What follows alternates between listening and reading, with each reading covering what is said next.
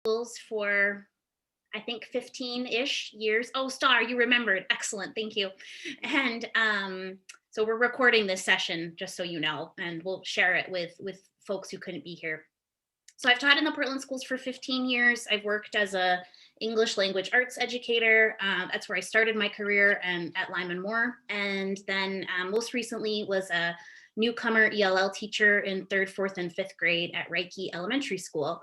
And I also co-created and co-teach Race in the United States Perspectives for Portland Educators, which is sort of, I describe it as a remedial class in systemic racism for educators.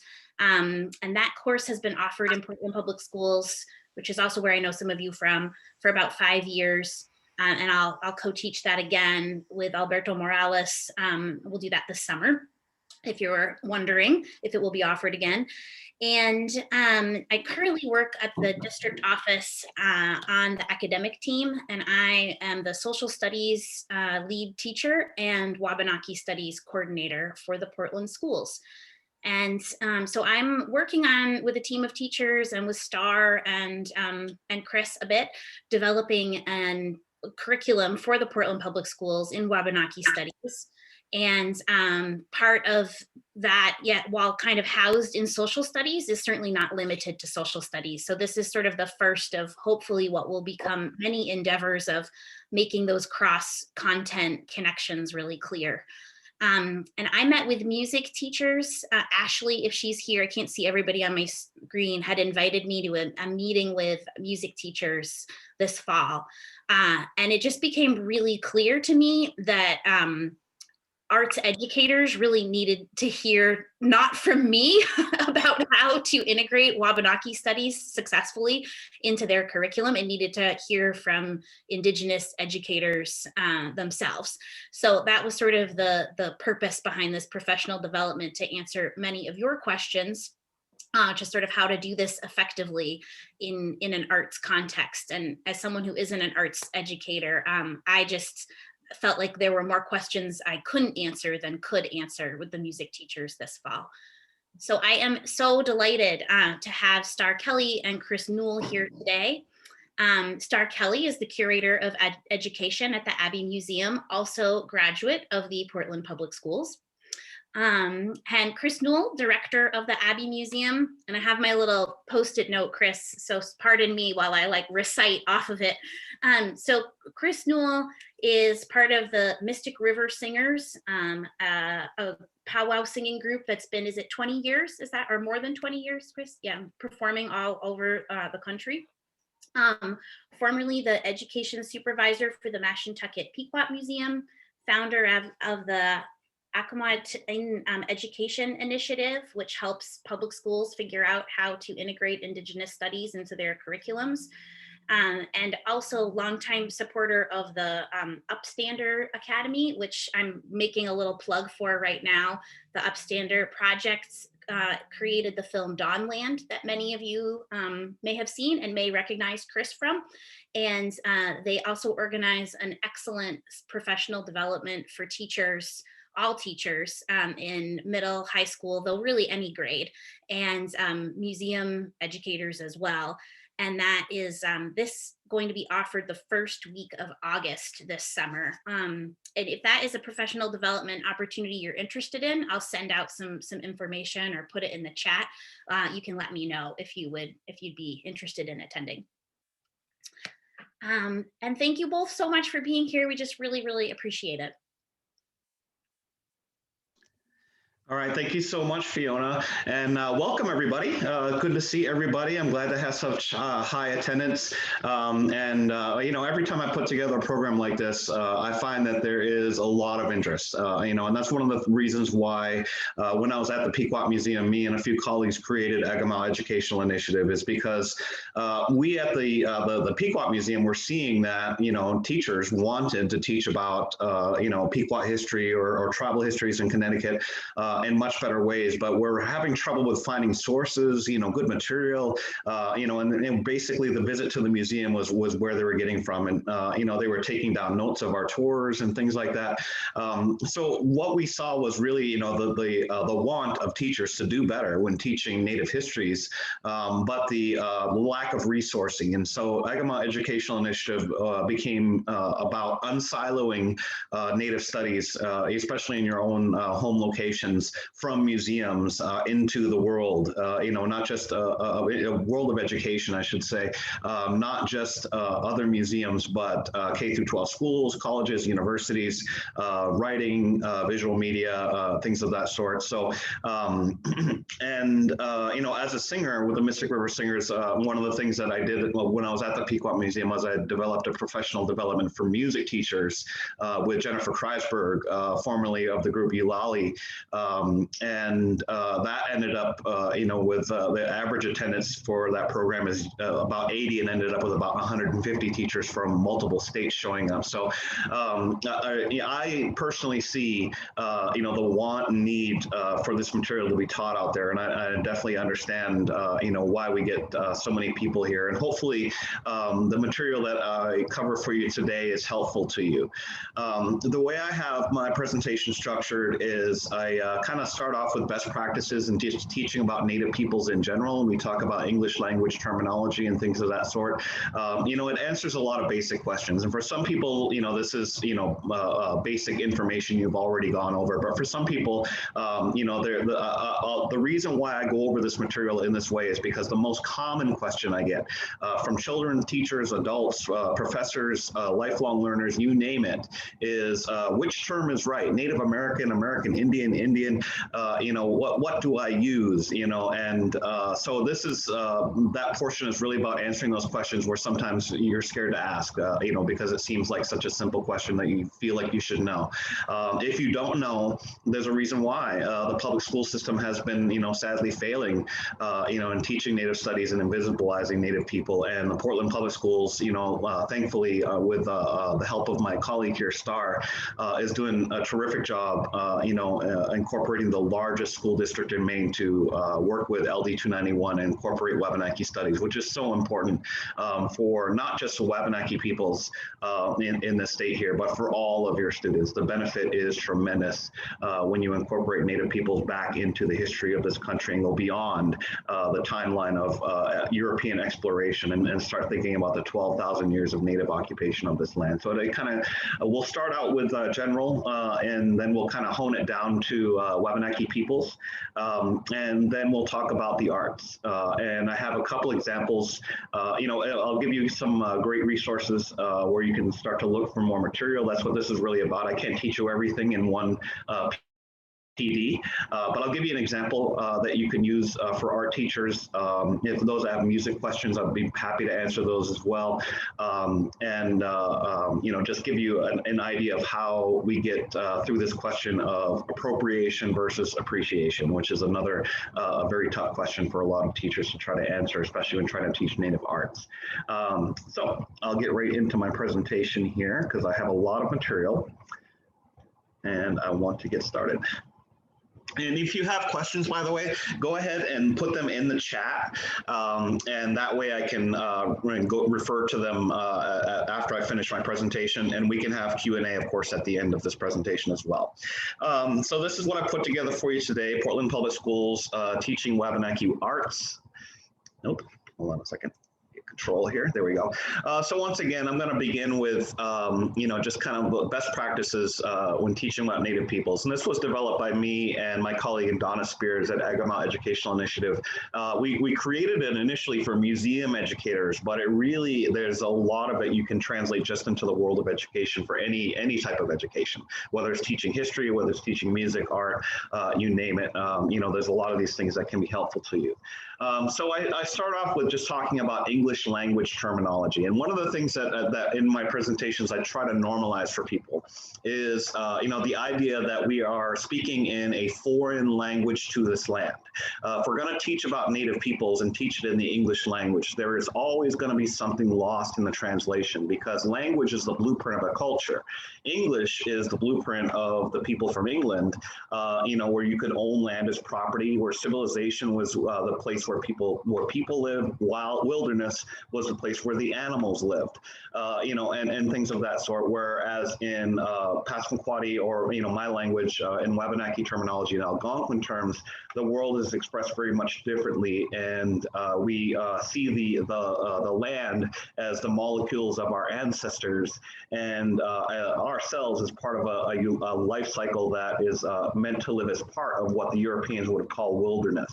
So I like to start off with this because, once again, that most common question I get, which one's the right term? So when I teach this, there's various different terms that have been used over time. I'll start out real quickly with just Native American, American Indian. These are umbrella terms for 570 plus federally and growing, as tribes are gaining self-determination. That list is growing. And there are also more than that in state recognized tribes as well.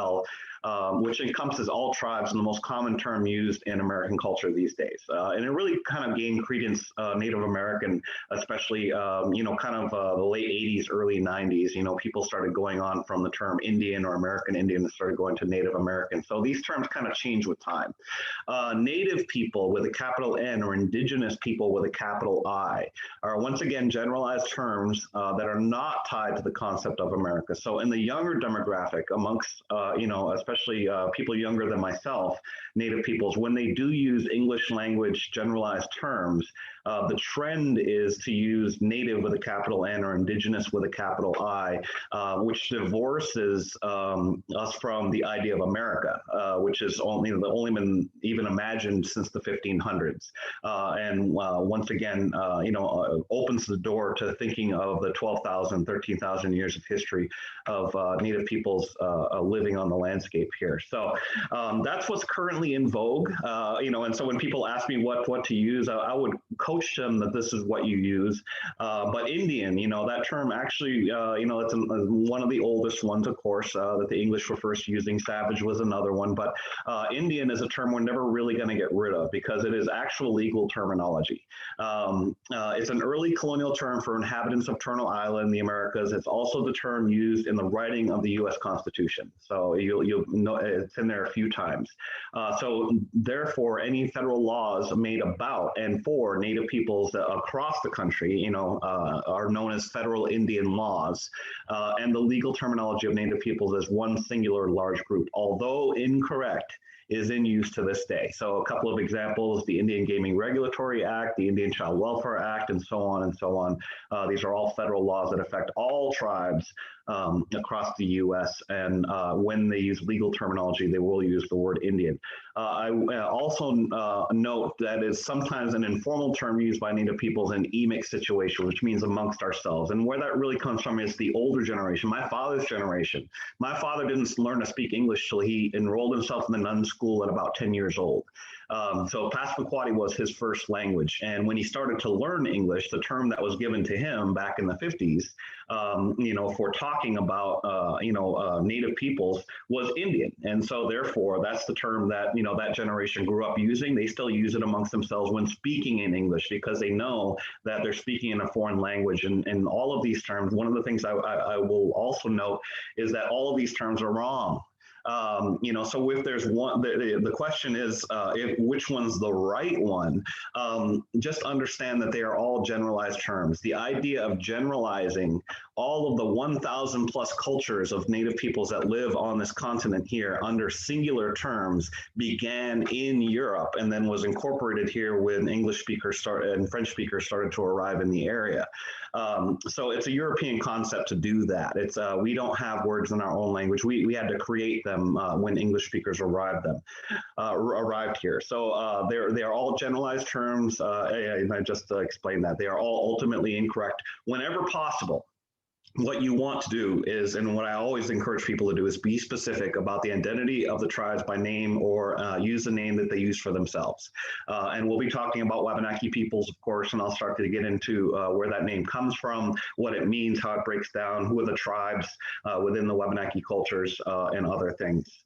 But sticking with, oh yeah, which is the right one? None of them, they're all equally wrong. But when discussing issues of policy, law, and social governance, they are necessary because we're speaking in English. So that's the framework of English. Occasionally, you're forced to use generalized terms.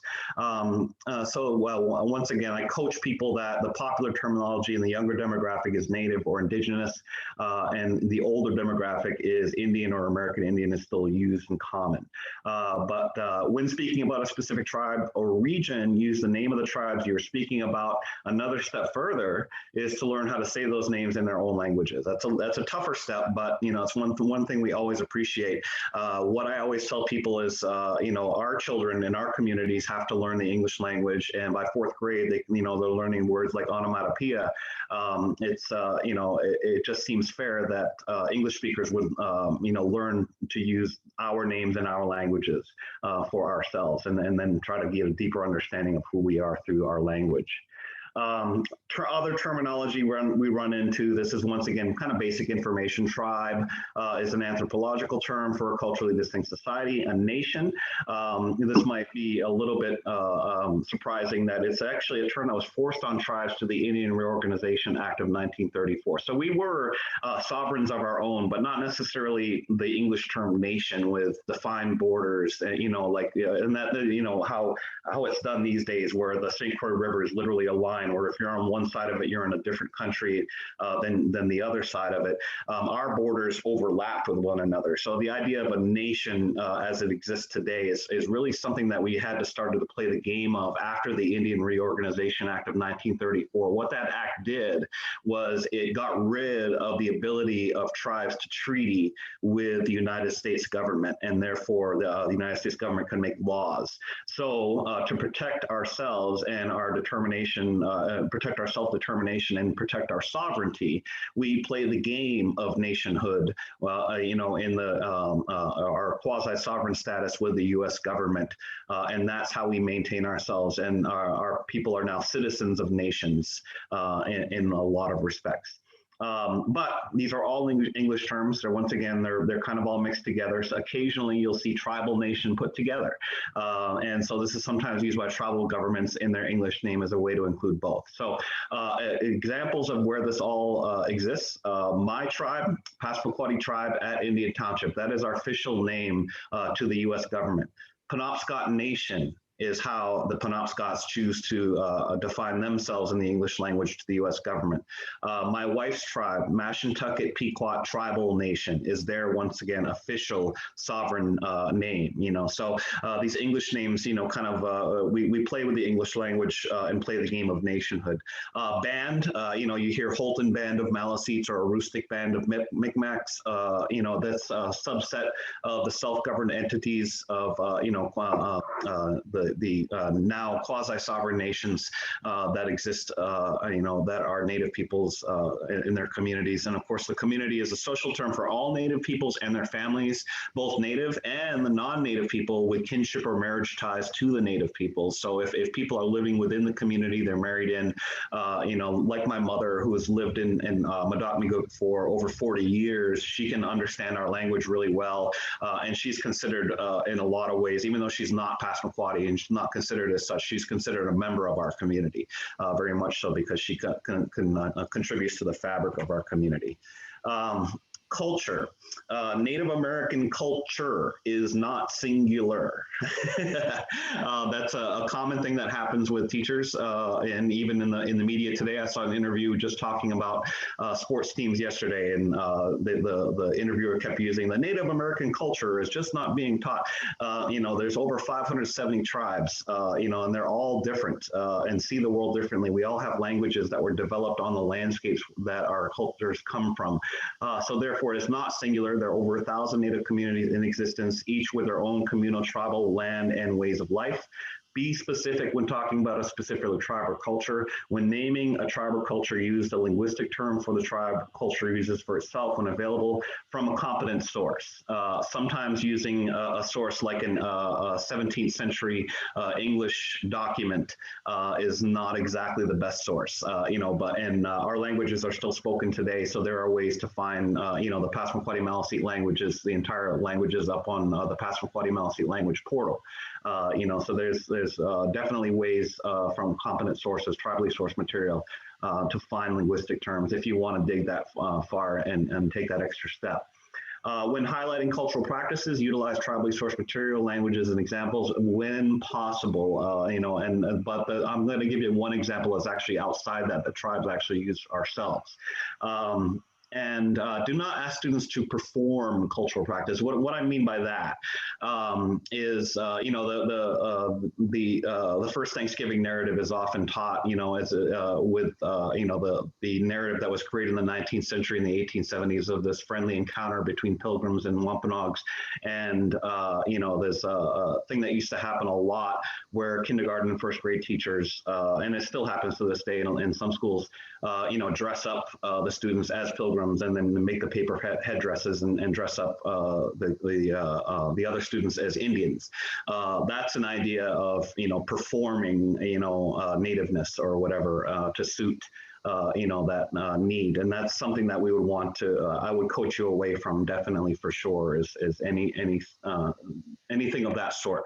When it comes to incorporating Wabanaki arts, cultures, music, there's ways to learn about it, to use it as tools to learn about the culture, but there's also ways to incorporate it to create unique pieces of art that the students can borrow the motives and the design elements and create unique pieces that are then not a copy of something from hundreds of years past, but rather an expression of the student itself, expressing how they are existing in this world today. And that's where I'm going to be leading to with my example. So consider the limits, once again, of talking about any native culture or cultures in the foreign language of English. Normalize that thought for yourself that when we're using English, it is foreign. When talking history, beware of tense. Speaking about living native cultures only in the past tense feeds an implicit bias to your audience. Native peoples only exist in the past. When possible, speak about Native people, especially Wabanaki peoples, in the present. Examples: lived and continue to live, especially in the state of Maine. We were never removed from our traditional territory. We still occupy all of our traditional territories of today. Before using any primary sources, take a step back, ask who is the writer or the storyteller. Is this a native source, non-native source? Think about their background, their motivation. Are they being objective? Are they trying to save something that they thought was vanishing? Are they interpreting? Start to really dig into those types of things. And are there alternate primary sources? What are the vocabulary language that Native teachers, educators, communities use when discussing their own historical events? So start watching. There's a plenty of great TEDx talks these days of Native educators talking about how they teach about their own cultures to outsiders. And that's one of the things that I learned as a Mystic River Singer when I traveled across the country, is as I was visiting Native communities across the country, I would spend time there and I would pay attention. I would sit just and quietly, and when the elders would speak, I would pay attention to how those elders would talk to me, an outsider, to that community, about their community and their history and their culture. And I started to incorporate the way that they were doing things into my own pedagogy, and it's been very effective. What other primary sources do you need to hear from to create an equitable understanding of the past? And many sources are, of course, non-native created. Many newer sources are now being native created. So that's where we're looking to try to build, some equity in how we teach these histories, is to make sure we include all perspectives. Native place names predate colonial place names. Use when appropriate to the time frame, which can include the present. So if you don't know the native place name when talking about pre-colonial histories, use non-colonial descriptors. Example: instead of 1500s in New England, use 1500s in the Northeast. because New England wasn't New England yet, So be aware of perspective and vocabulary. This might be surprising, but words like wilderness, frontier, myths of discovery, etc., they can be extremely problematic. And so, there's a whole lesson I could teach about that as well. That's a whole separate talk.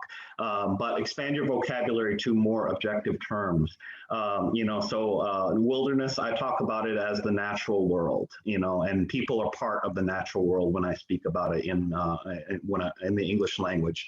Wilderness was literally a term used for erasure of native peoples. Under the doctrine of discovery, if land was determined to be unoccupied or wilderness, in other words, then they could plant a flag and discover it for their country back in England. And this happened after 1493, the year after Columbus's so-called discovery.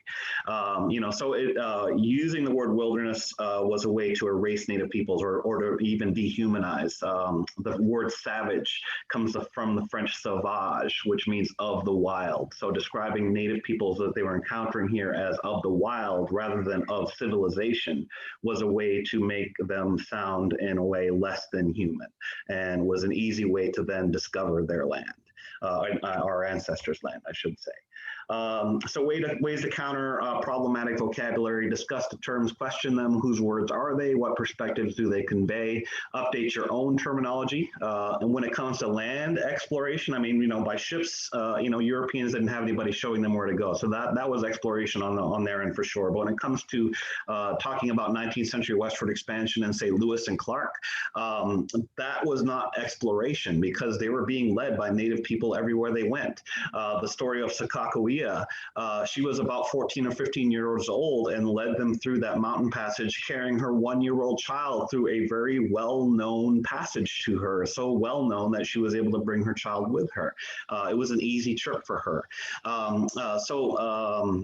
Deconstruct the terminology of primary sources. Once again, if you're reading a 17th century English document using the word wilderness, it had a different meaning back then than we use for it now. These days it is really relatively benign, but back then it definitely had a stronger meaning. And what was the purpose? Discovery also included meeting Indigenous people rather than using discovery. Used the term encounter when applicable. Continue to critically think old, outdated terms. They're everywhere. What are the stories that shape the way you view history? Who are the storytellers, and what are the stories that we still need to hear? So, and then talking about contemporary Native communities, seek to understand the homelands of the peoples where you live and work. This is Wabanaki Territory here, where we live and work. Portland is primarily Eastern Abenaki Territory. Of course, there's a history of genocide, of Norridge Walk Massacre, and others of driving out the Abenaki peoples of, from the territory. But it wasn't just Abenaki peoples that occupied the territory. Wabanaki peoples of all over the territory traveled the entire region and could speak all different dialects of our languages here. That existed even up to 100 years ago. We still had language speakers that could speak every single dialect of Algonquin. Roger Paul, who teaches our tribal linguists, is actually a great example of somebody that can speak multiple dialects of Wabanaki languages and understands the differences between them and how they change when you move through the landscape. Something to remember is that over 70% of Native peoples live off reservations, and that's true of the state of Maine as well. Indian countries everywhere. So though you may not be working adjacent to a living Native community, be aware that your students will include Native peoples from time to time. Considering their perspectives is more inclusive, it says audience, but I should say your students, and more inclusive of your students. Indian country is also a very complex landscape of ideas, opinions, where people often disagree. So no single voice can speak in absolution for a community or collection of communities. Seek diverse Native voices, understand the complexities. A great example is the mascot issue. That's something that not all Native people agree on. The vast majority of Native people that live, especially off reservation, see Native sports mascots as a serious problem that supports stereotypes. But but there are definitely Native fans of the Redskins and other teams like that. So it is not something that is just black and white. And, understand that there is always a place for disagreement. We are not the Borg, is what I always tell people. And we do not have a single mind thinking for us. Native peoples have their own experiences all over this country and come to their own conclusions. Native communities have always adapted and progressed in knowledge and technology. Absorbing new knowledge or realities does not diminish the authenticity of a culture as it evolves. And this is especially important when considering art, that you do not have to only teach traditional art or art that was used, just as it was 500 years ago. There's plenty of traditionally based art created by Wabanaki artists of today that are great examples of expression of these traditions as they react to the world as it exists around them today. So, in 2021, an expression, of how they might be talking in some of their design work with their artwork, making notes of the way colonization has changed, the lack of sustainability, all of these other things. They may be political statements about loss of land or things of that sort. So it's Native peoples are changing. We drive cars, we use cell phones, but just because we do that does not mean that we are not, or that we are less than who our ancestors were. We have just adapted to this world, and that is how we have survived up to this point. Now, narrowing it down to Wabanaki peoples. A short summary of the origination, the story of how the world began. And this is, literally, this is not the story. This is a very short summation of a story that is told different ways by different peoples all over the Northeast here. But it's essentially the Sky Woman story of how the world began and where the idea of Turtle Island came from. So this summation, in the beginning, Mother Earth fell through a hole in the sky and landed in the ocean. The turtle was the first to help her, allowing her to ride on his shell. The animals worked together to retrieve soil from the bottom of the ocean, which Mother Earth used to build her home on the turtle shell. By spreading the soil across the shell, she forced it to grow to a great size, creating mountains, valleys, plains, etc. in the process. In this way, Mother Earth built Turtle Island, which is now known as North America. Later on, Mother Earth would give birth to Glooskap, which is our cultural hero who created us and taught us all of our cultural ways, and Malsum, who was his brother and was kind of his opposite, and eventually reincarnated, Mother Earth reincarnated herself as Glooskap's grandmother, the woodchuck. And that teaches, once again, a cultural value. Elder women achieve the highest social stature within our communities, even above the chiefs. Even when the French Catholics came and brought their religion to us in the two Passamaquoddy communities, the churches, the Indian missions were back then, but now they're full churches, parishes, were both named after the patron saint, Saint Anne, who is the mother of Mary, the grandmother of Jesus. So what I always tell people is that, the French thought that they were, converting us to their religion. What I tell people is that our ancestors were converting the French to our way. They just didn't quite know it. So Wabanaki people's sense of place. The English language, once again, foreign language, therefore can never accurately describe the homelands of Wabanaki peoples. English language often labels things, and sometimes those labels can be somewhat arbitrary when it comes to naming a place, and often has a reference to who discovered or founded an area. English town names, English-derived river names, and even the state of Maine itself. Wabanaki place names are relational and use a descriptor of the landscape itself, or how a particular part of the landscape relates to what surrounds it. So a great example is Katahdin, which in our languages translates to great mountain or the greatest mountain.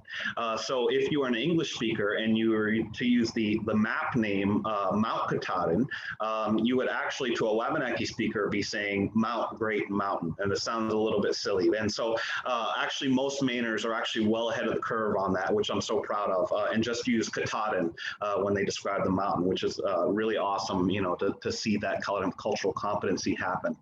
The name of the same is true of Wabanaki place names for other peoples.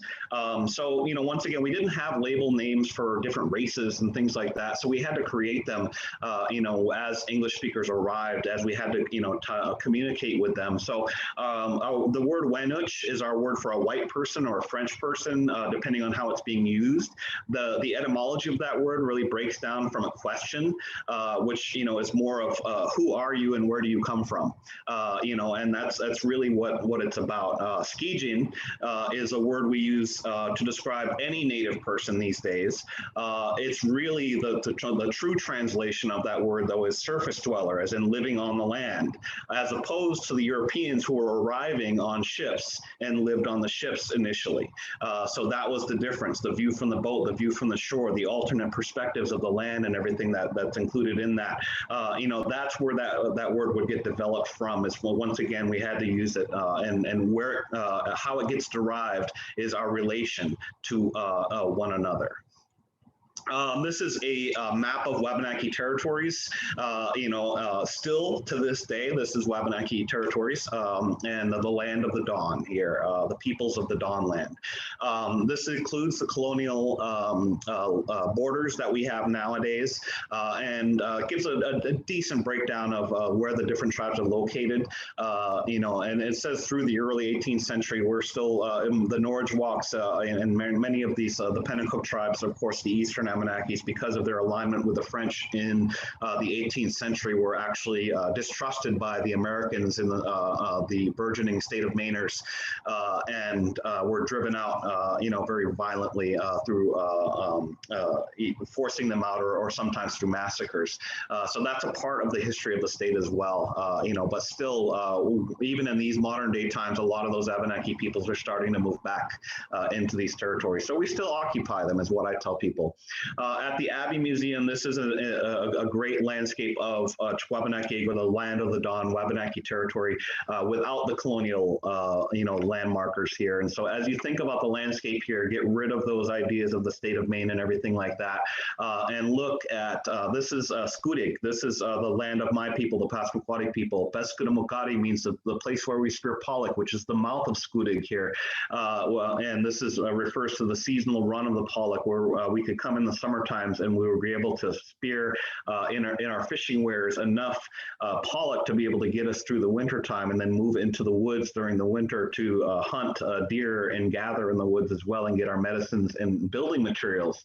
That is now the border between the U.S. and Canada, and was held actually in the American Revolution by Passamaquoddy people. So that border would have been Bunawapska over here, which is from the Penobscot River, had the Passamaquoddies not agreed to help the Americans in the American Revolution. And then up here, Willistic, this is Maliseet territory. Willistic is the name the Maliseets use for themselves, which is the people of the beautiful river. And that once again is relational to where they live here.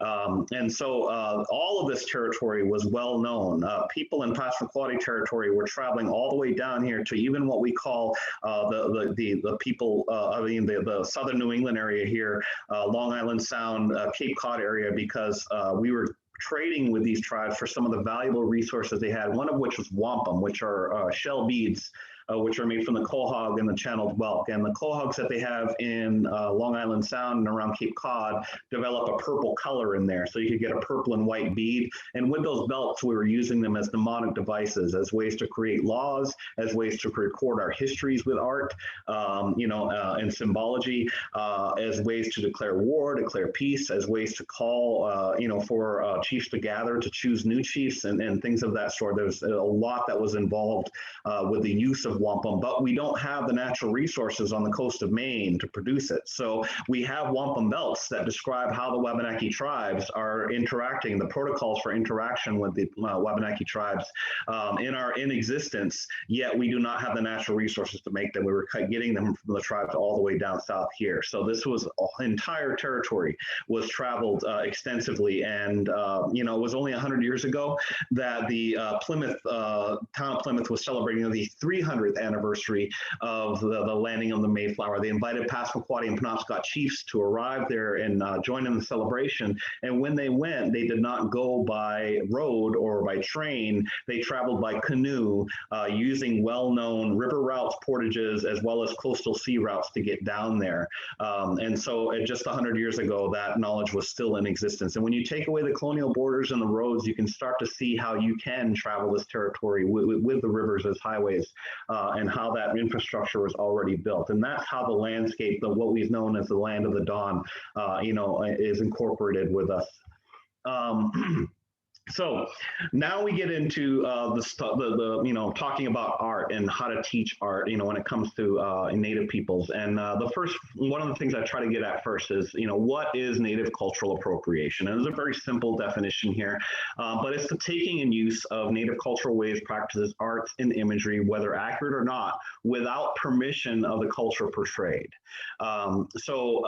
If you were to basically, look at, say, a picture from a museum, which would have maybe a design from a burial or something like that, which is sacred to a community and is very old and, is only used in certain contexts. And you saw that picture and then copied it and then taught that picture. That's an example of not gathering permission, not doing your homework and learning if it's even appropriate to teach this, and without that permission, therefore you have appropriated it. But if it is a material that is created from, say, the Passamaquoddy community itself, which has examples of our art meant for you to teach, that means there's a level of permission granted there. That source is meant for you to learn from and to teach from. So therefore, we are not appropriating then, and then that leans more towards cultural appreciation, which is really what this is all about. Why is it harmful? Images often generated by media, especially in modern day times, whether in writing or visual, tend to fuel misperceptions that have created stereotypes. The problem with Native stereotypes, Native stereotyping, whether perceived as positive or negative, is harmful to the self-esteem of Native youth. And there's multiple sources. The APA, the National Congress of American Indians, the work of Dr. Stephanie Freiberg, among others, is a humongous list of resources now that have observed what stereotypes do, positive and negative, to our youth, and they all affect the self-esteem of our youth. That's why we want to stay away from using anything that's appropriative, because it can lead down that road. You may not be doing it at first, but it can lead down that road towards stereotyping, which is where we don't want to go, and that's why I would steer you away from them. So what are the differences? Negative stereotypes lead to portrayals of Native people as savage, uncivilized, lazy, alcoholic, among others. Positive stereotypes, the really romanticized ones, really enforce unrealistic romanticized nations of nativeness, driven by non-native desires about Native cultures, creating an expectation that non-native youth, Native youth, that Native youth can never live up to realistically. And I'll give you a great example. When I was a child growing up in Monadnock, Native mascots was something that wasn't really on my radar back then. I saw the Redskins on television, I saw the Cleveland Indians, and you know what? On television back then, we had, just the 3 networks, and we had the 2 Canadian networks. And that was the only time I saw anything that had anything to do with just Native peoples in general at all. And the only other source that was available was Buffy St. Marie on Sesame Street. That's how invisible Native people were to mainstream media at that time. So I was actually kind of okay with it. I'm like, at least there's something.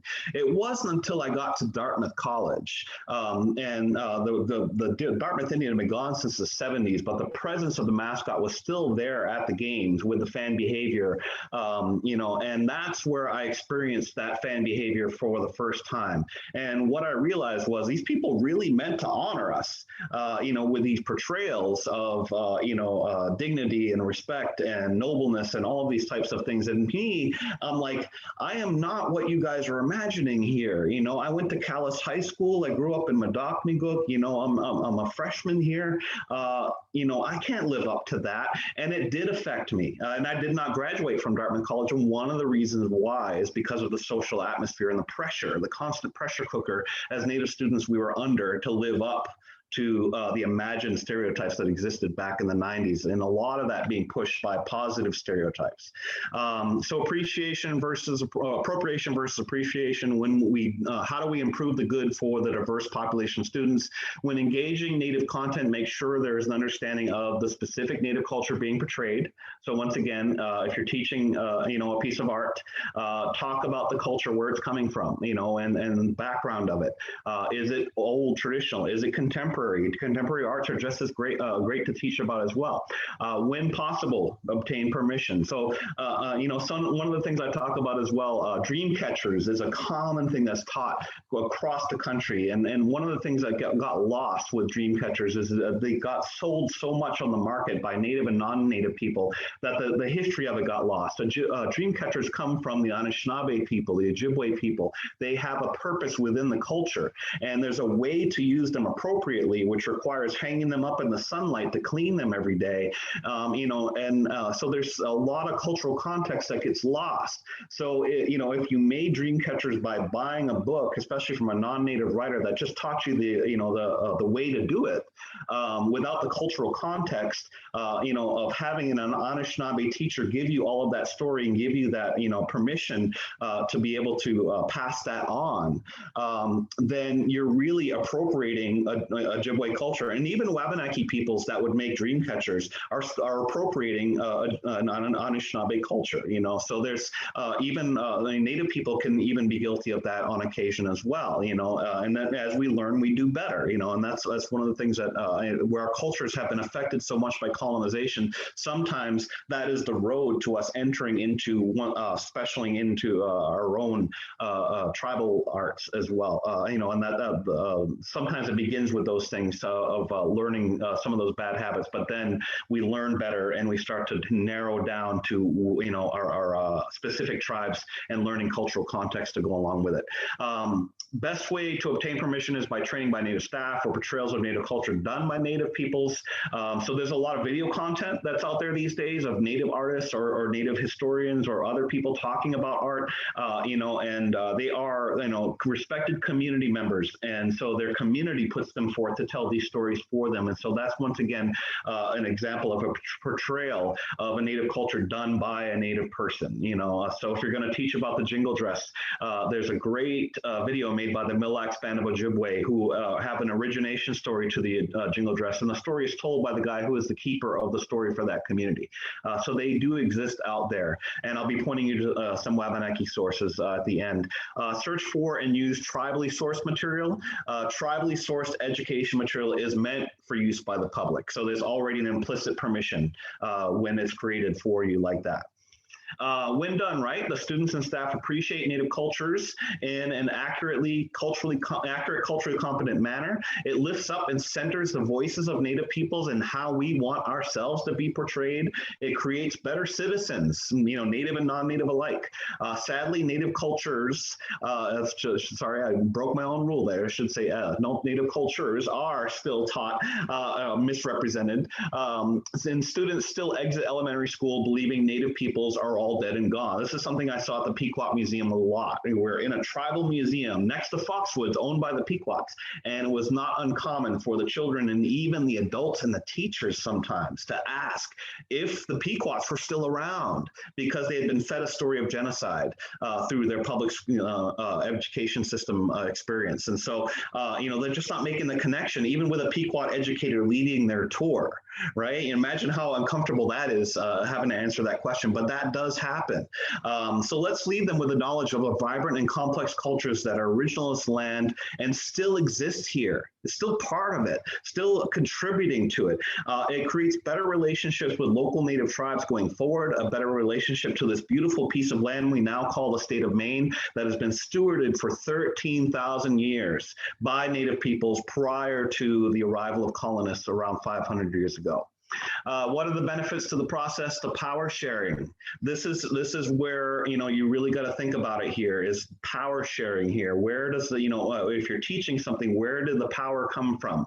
And there has to be some equity there, so the power sharing and content exchange has a significant impact on the student experience, because we're no longer interpreting Native cultures through third-person perspectives of people that did, anthropologists that did studies back in the 70s or 50s, 60s, whatever. We're talking about Native people speaking through our own voices. Even though we're using English, we're still able to convey our own cultural competencies through that and give a better experience.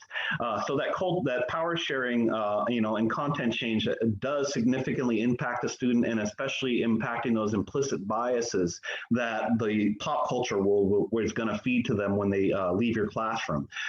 They extend beyond the obvious benefits to Wabanaki people and ripple outwardly to all people who interact with Wabanaki content. Students are immersed in a world of living Native communities with a past, rather than the older model of focusing on the past alone, which once again feeds those biases. So this is an example I want to get into here of how you can incorporate, and this is just one, and so I've given you, there's I'm going to give you other resources that go into all different types of arts, music, and other things like that, where you can just kind of go and explore. But this is just one example of how I would do this if I was one of you, if I was an art teacher, and so I'm going to incorporate the Wabanaki double curve motif. Now, this was studied in depth by Frank Speck way back in the 1700s. And there's a lot of history to this particular motif here. But one of the things that I'm teaching here is that I wouldn't want the students to be copying what they're seeing here on the paper. What I want them to learn is the cultural context of the design work that they see here, and then adapt it to their own interpretation of themselves using the motif. Frank Speck's collection is one non-native source that I would actually point you to, that Native people, Wabanaki peoples, actively use ourselves. His whole collection is in the Penn Museum at University of Penn. The book is available totally online, and it's about all the tribes that use the double curve motif.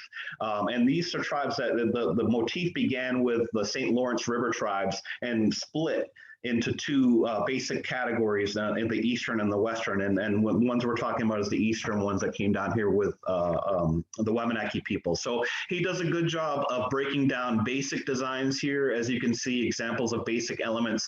And then he has some of the more complex ones. And he does break down the differences between Passamaquoddy, Micmac, Maliseet, the slight differences in design work between the different tribes. So as you're teaching this, you're teaching history of the tribes, you're teaching how they created their art and how different it looks, even in this motif. If you are able to take that book and borrow from it. And once again, the motif here, is spread throughout this territory here. So, with the St. Lawrence River is where the split happens here. There's basically one large art category of Wabanaki double curve motif that fits here. And then there was the Montagnais all the way over to the Anishinaabe peoples that use double curve motif in a different way that would lead to floral designs and other things of that sort, and eventually over time. So, you can begin, a lesson, after you've taught that history and shown them multiple examples, you can begin with some basic examples of where they can start. And then from there, they can build their story outward. And just to show you how, the double curve motif is so embedded within Wabanaki cultures throughout our history, we go from old stonework here that is thousands of years old, that is incorporating the motif here. The use of spirals has a meaning. Spiral is a beginning or an end, right? A beginning of a life or an end of a life sometimes, or whatever you want it to be, signifying it to be a beginning or an end of something. So there's meaning to these symbols that are in here, and they're used in everything. So we etched our birch bark with double curve motif. We use it to edge the clothing as well as in the design work itself. And you see how vast and creative these design works get. Modern day creations like this belt that you see, this Abenaki belt that we see see down here. And then very, very detailed, modern, contemporary art that is being created to this day that you can buy. Sierra Henry's is this birch bark one that you see on the bottom right here, very, very detailed, intricate double curve design work. And then this one, more contemporary design that incorporates it with the use of a feather as a background here. So there's so many ways that you can incorporate this and use, they can, students can use symbols from their own lives. They don't have to borrow from native symbols, right? They can use cars, they can use roads and other things and incorporate the double curve motif as a way to tell a story about themselves.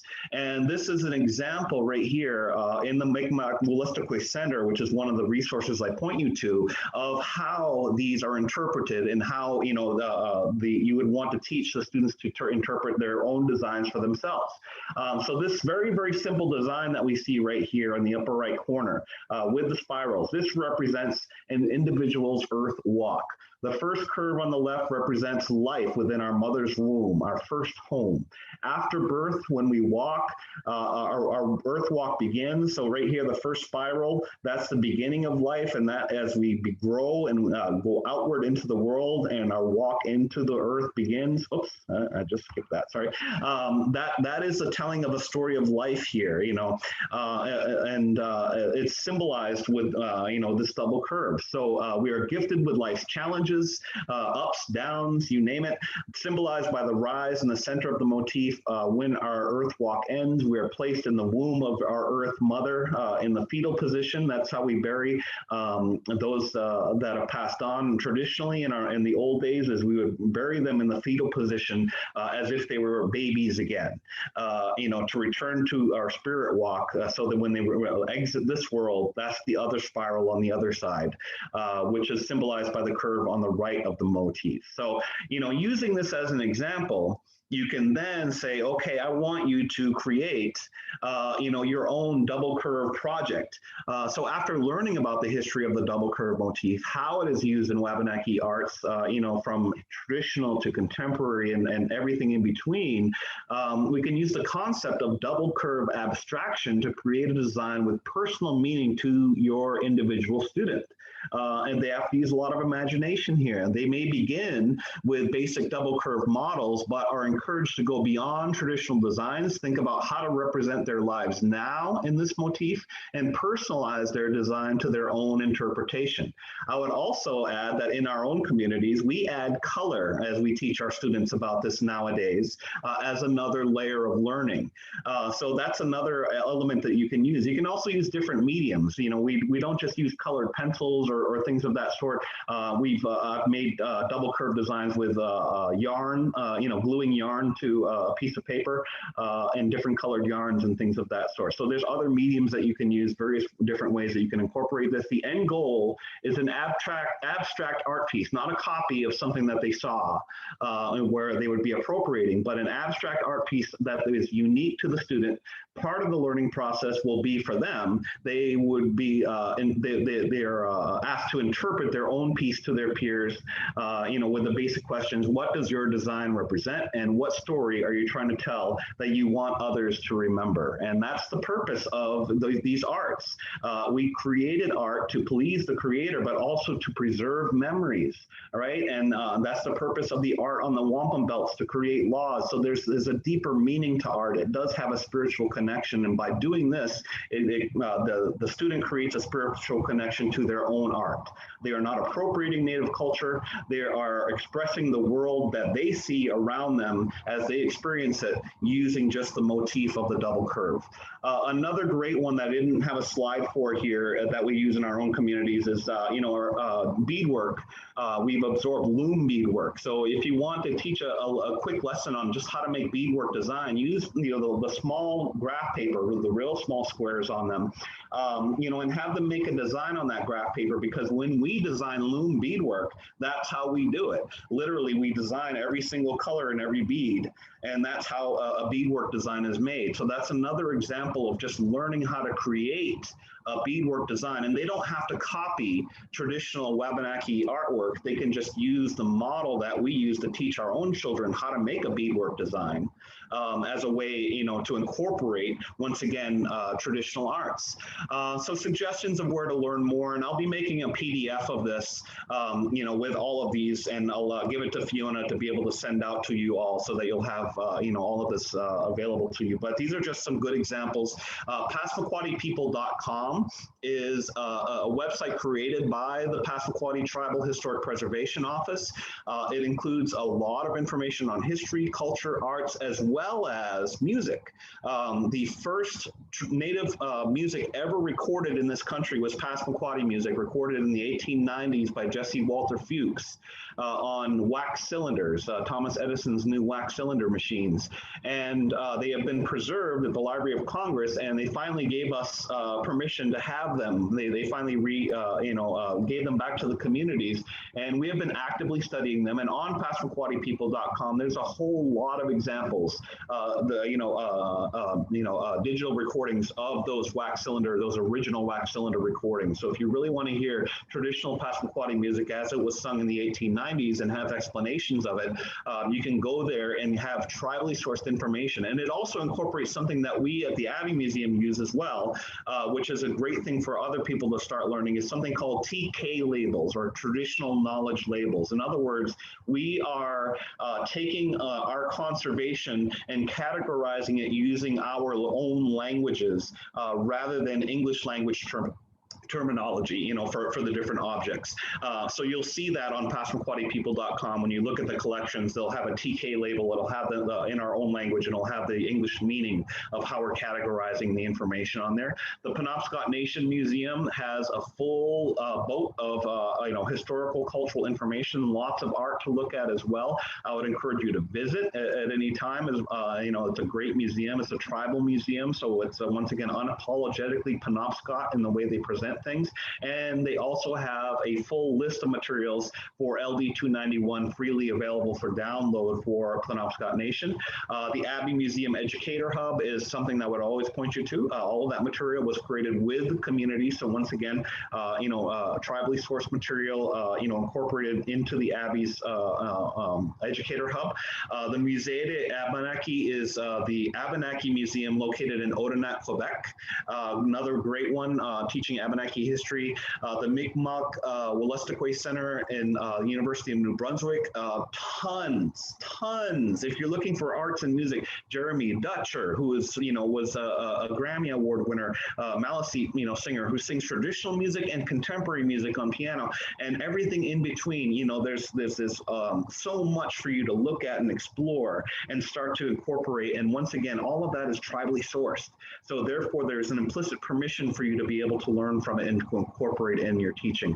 And another great one is the mauiart.org, the Maui Art Wabanaki Artist Collective, which is mostly art-based, but once again, shows a lot of contemporary and traditional arts, tons of examples, and also a lot of history on how they're created.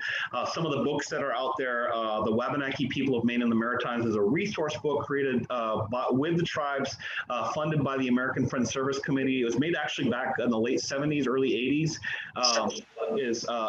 Contains a whole section on Wabanaki arts, including a lot of Frank Speck's work and how to teach the double curve motif and some lessons on that. And then, of course, the Frank Speck book, Double Curve Motif in Eastern Algonquin Art, is one that I would encourage as well. And there's more. There's tons more out there, but these are just good places for you to start. So I hopefully didn't go over too badly here. I am right at the full hour. Okay. You were great, Chris. There's too much to say. So do you have time to stay for some questions? Or yes, are you? I do. Okay. Oh, great. Okay. We're here till 3. So, we'll take as long as you have. We'd love to hear have you answer questions. Sure. All right, so I'm looking at the music teacher questions right now in the chat. So the first one, what resources are available for music teachers to access? Once again, there are some resources on Passamaquoddypeople.com that talk about music, some of the traditional songs, the older songs, but there is not a whole lot. There are some old books. Natalie Curtis created a book called The Indians Book. It was written in 1900. 1800. And what she was trying to do was do her best to conserve traditional Native music. And she did conserve a lot of Passamaquoddy and Maliseet music. But for music teachers, one of the things that I would warn to you is that Natalie Curtis was a Western trained, musician and also in transcription. And so to her ear, she ended up converting what were music that was originally in pentatonic scales into diatonic scales. So understand that when you use a source that is that old from a non-native, there is that level of interpretation that goes into it. But there is a lot of that material that is actually, usable, that the communities use themselves, and lends itself to the use of pianos and other modern day instruments. But just understand that if you do use that material, make sure you teach your students that there was a change that happened along the way. Native Wabanaki peoples didn't play piano, so when you convert the scale, it did change along the way. And then there's a great video on the Library of Congress website. It's part of their collection of my father and Blanche Sakabason. It's a full hour-long lesson on Passamaquoddy traditional music. And my father's been teaching and preserving our language and music for his entire life. He and Blanche are one of the best known. They're considered national treasures. And we just lost Blanche not too long ago. So it's a tremendous record. I would encourage you, just so you can look up Wayne Newell, Library of Congress.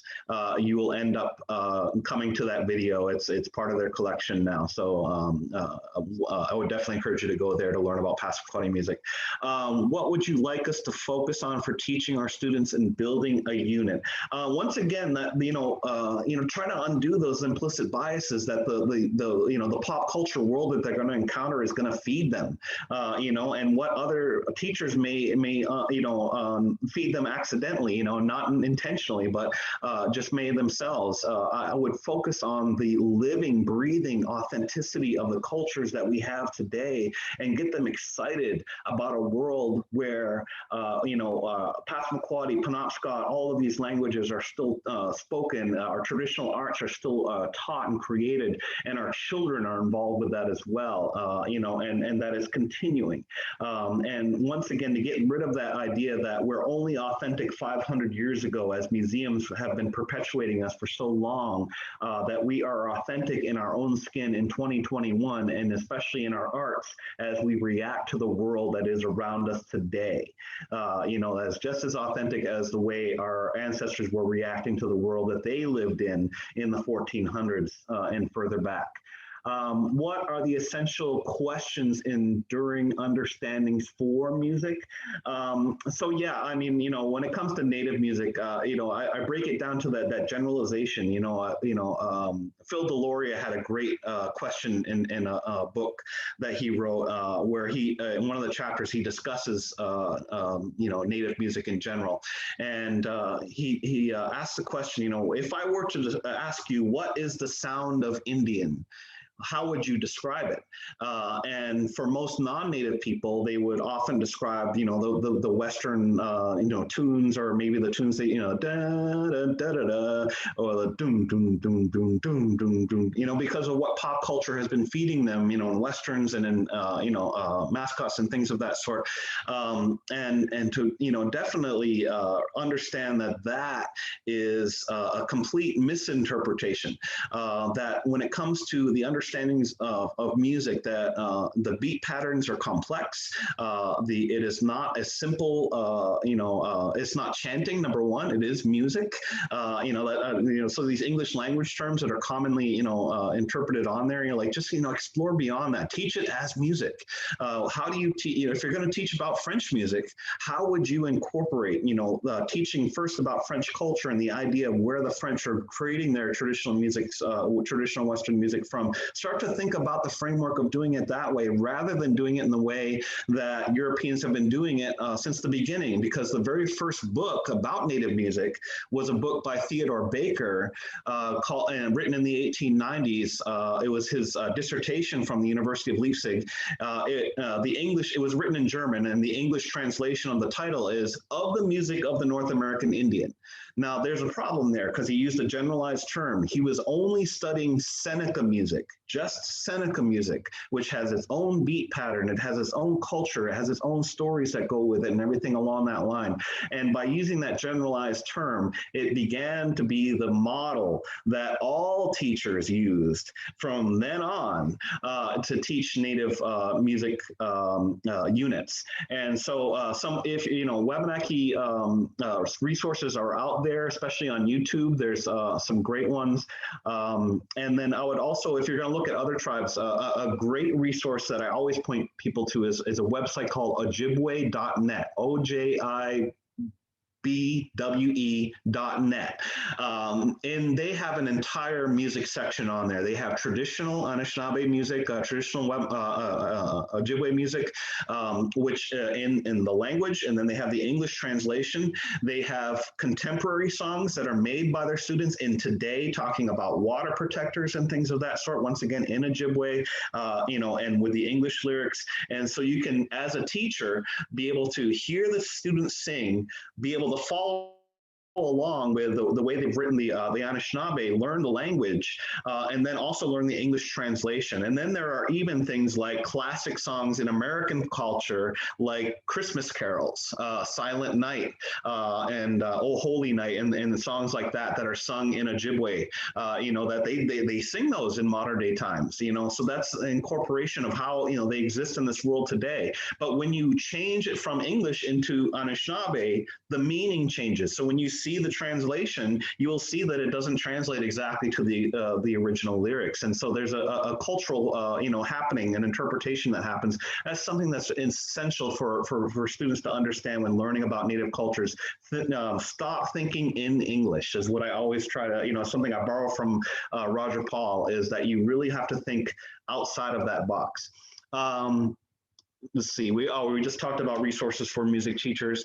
Wabanaki song lesson, culturally appropriate, respectful. Once again, I would go to, that Library of Congress video. My father really does a great job of breaking down, what a welcome song is. And some of those songs are easy to learn.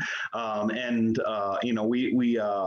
don't mind that they're sung as long as the entire cultural context is given. And that's what he does, is he gives the entire cultural context behind it. And to make sure that you're pronouncing vocables correctly and those little details. What would you like to focus on for teaching students for teaching our students building a unit? Once again, when you're building your unit, try to use Native source material. I would try using Native writers is great, but you got to remember that your students have been affected already by pop culture media. So they already are carrying with them implicit biases. So when you're creating your unit, it has to include visual media as well as multimedia, or listening media as well, audio media. There we go. Because they really need to hear the actual sound and see the actual images for themselves to undo what they've already been experiencing by pop culture. What are the essential questions for enduring understandings for music? Our songs are about all types of things, and so don't put us in a box. Once again, it's not chanting. Sometimes our songs, like the canoe traveling songs that we sang, describe journeys of 1,000 miles in extreme detail. And the reason for using it in a song is because we remember things better with a song. So oral history survives better in music than it does in story. And our original way of preserving oral history was through music. It was the French Catholics that discouraged that tradition, but it did stay alive in a lot of respects. Histories of 1,000 years could be told with song. And the way I break it down for people is, for new music teachers, or just a teacher in general, how did we all learn the alphabetical order? We learned it through the ABC song. It still works with our teaching methods of today. When it comes to Wabanaki music, we have songs for children just to learn how to sing. We have songs to teach them stories, but we have also songs that are just for good times and just to dance to. We have songs for sad occasions at funerals to try try to make it into a beautiful moment. We have songs that are meant to uplift you when you're sad, all of those types of things that express the beauty of the world. And all of it was, as and traditionally and as it is now, a reflection of the world as we see it now. So, 500 years ago, they were reflecting to the natural world, and much of our music is reflective of that. But somebody like Jeremy Dutcher today is reflecting to the world of today that has gone, where Maliseet people have undergone colonization, and you might have something to say about that. There's just make sure that we understand that music, when it comes to Wabanaki music, encompasses all of that. All of it, right? It is not just drums and flutes. It is really about expression, and it's cultural expression, and it's about expressing ourselves in all different types of ways, the way any musician would today. Where was I at? Essential question. What resources? Oh, we just went over that again. Oh, it looks like a copy. Okay. Speaking of contemporary art, a friend just sent me this image of quilt artists represented. Yeah, pretty at the inauguration. There's actually more. There's beadwork. I mean, Bernie got like adopted. After that, by native social media by a long shot. And yeah, tons of art was created out of that. It was amazing to see. Once again, reacting to the world as it happens to us right now, so there's nothing as inauthentic about that quill work. That is an example of traditional expression through art. I've seen a lot more land acknowledgements, especially marking the beginning of a class, event, or place-based learning. Can you speak a bit of the importance of creating an acknowledgement and how one would start to create the language? Yes, so land acknowledgements are a great first step, to incorporating, native perspectives in all the aspects of what you do in teaching. And I say a first step because it really is if that's the only step you take, you have just not done enough. You check the box and that's all you did. So you want to go beyond that, but there's a reason why it's valuable, because for me as a native person, right, I grew up in a tribal school. We didn't say the Pledge of Allegiance in our school, because the American flag is not our flag. It's not until I got to high school that I got to experience that for the first time. I grew up okay, so it doesn't damage you to not do those things, but imagine, but what that did, when I saw that Pledge of Allegiance and all of this other stuff, and the way the U.S. history was taught, especially in the way it invisibilized Native people. I mean, the typical public school curriculum that I was taught, when I got into high school, was, we talk about Native peoples we talk about explorers, then with the first Thanksgiving narrative, and all of that is mythologized. It's not even totally true. And then we don't talk about Native people again until we get to the 19th century westward expansion. And even in a school in Maine, we weren't talking about what was happening to the tribes in Maine and our, role in the American Revolution, and just a whole lot of the treaty obligations that are in the Constitution of the state of Maine to the tribes. All of that type of stuff was just ignored, right? So imagine a world in America here that has been invisibilizing us so much, that would begin everything. It started with an acknowledgement that our world that we see today is a disruption of the 12,000 years of sustainable living that existed here prior, right? And that once again puts Native people into the now, right? And you're going to have 70% of us are living off reservation. You're going to have Native students in your class. That right there makes them inclusive, right?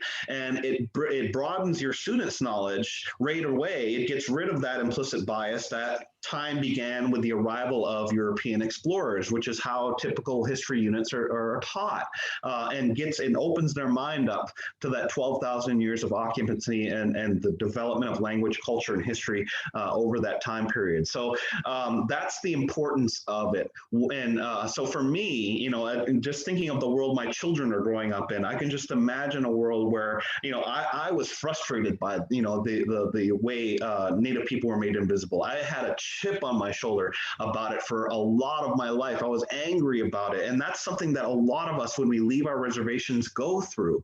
And I imagine a world, in the future. That's why I got into education, by the way, is because I'm so inspired, because I see all of you wanting to do better, and I know that I can help, right? And so this gets the chip off my shoulder, and it helps me to do something that's constructive and to help every one of us, not just Wabanaki people, but all of us to do better. So I think about the world that my children live in, where their history, their histories that are once again tied 12,000 years on this landscape here are always constantly acknowledged, and they're not being made invisible in the years coming ahead, in the future generations going beyond. And that's the importance of it. But once again, it's a first step. And what we're doing right now is those steps beyond, right? This is where we start to learn how to explore and how to, get good material, and get all of those sources. Jill says, I'm a Maine master naturalist, which means I know a little about a lot. We are attempting to present a more inclusive view of Maine's natural world that is not only based on Western botanical and biological science. Do you have any recommendations for resources that would include some Native knowledge, views, and histories, views and stories? So yeah, there's a book that's not published anymore, and I'll have to, I might have to put this in the email or on my resources.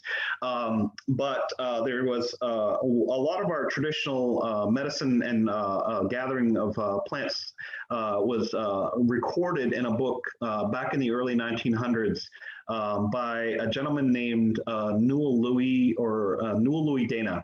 And that book is out of print, unfortunately, but it does contain a whole lot of the Maine landscape and how what plants are used for medicinal, fiber, for food, and what's available in our landscape here. Indian cucumbers, and that's where I learned about all of those types of things. Was learning from one of his descendants, Martin Dana, who that was his grandfather. So he put all the information. He has the original copy of the book. I don't think it was ever actually printed. So I'll see what I can do as far as getting that information to you. But there is a resource that does exist. If it's not printed, one of the things I'm hoping the Abbey can do in the future is get that printed so that we can have that knowledge out there.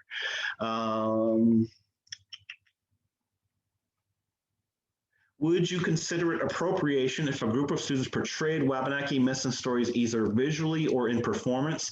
This would be assuming that they have used Native sources in their research. Well, I mean, in that particular case, you are asking non-Native students to, play Wabanaki students or, Wabanaki peoples in a story. And, it's one of the things we're trying to teach Hollywood is not to portray Native peoples with, peoples from Asia or non-Native folks that look a certain way and that type of thing. So if you were gonna do that, one of the things I would be really clear about is, like how you present it, is that you're not going to dress them up in a certain way, you would stick to the elements of the story and the importance of what's being taught, but also understand and be really clear that you are, doing something in the English language. So therefore it's an interpretation.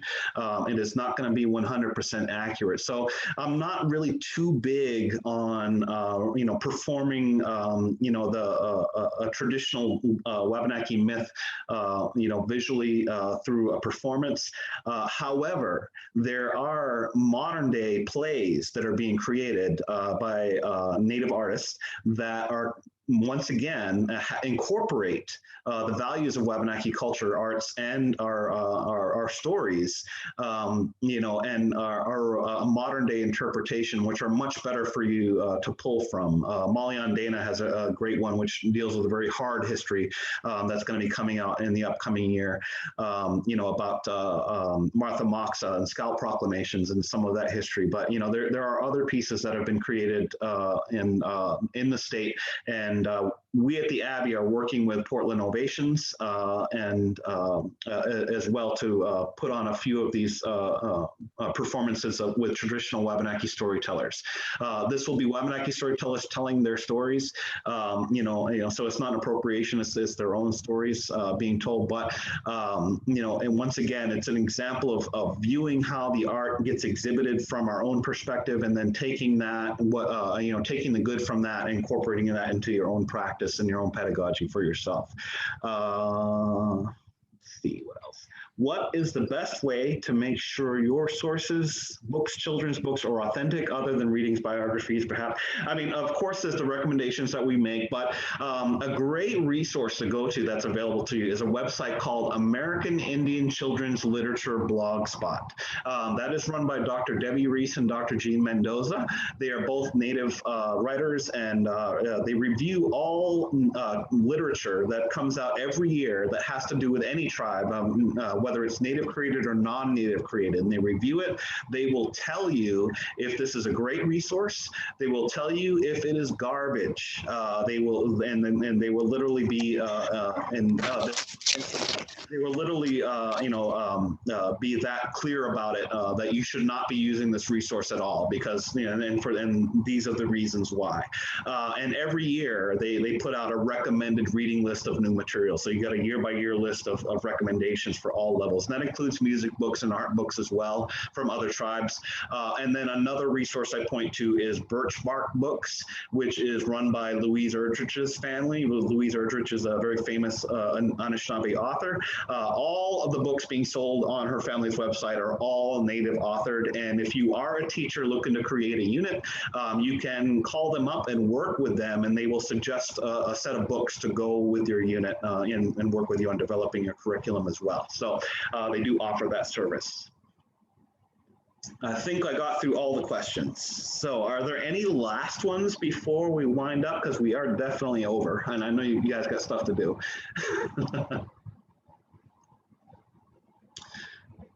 Can you please, Catherine,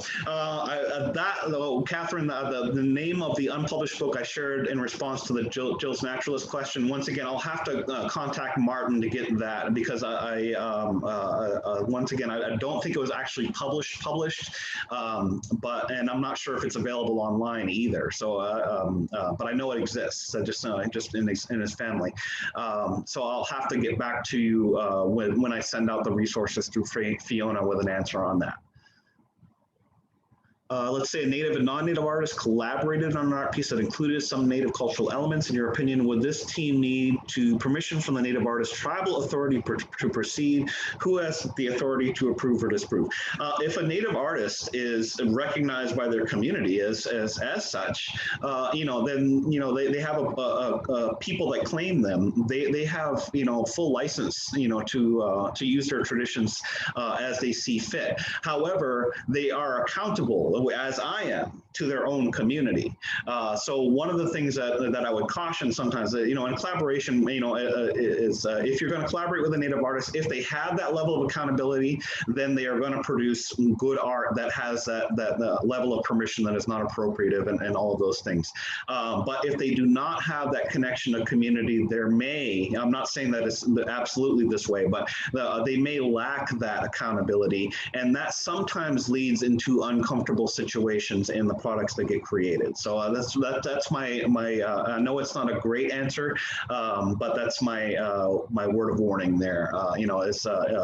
Definitely look for, if you're going to use collaborators, always encourage people to have strong connections. They may not live in their communities, but have a strong connection to their communities so that they're accountable to them for what they produce. Chris, I just can't thank you enough for all of that really helpful information. I mean, somehow in an hour and a half, you managed to cover like a broad, re-education in all things Indigenous related, and specific information about visual arts and music for Wabanaki Studies. That's amazing.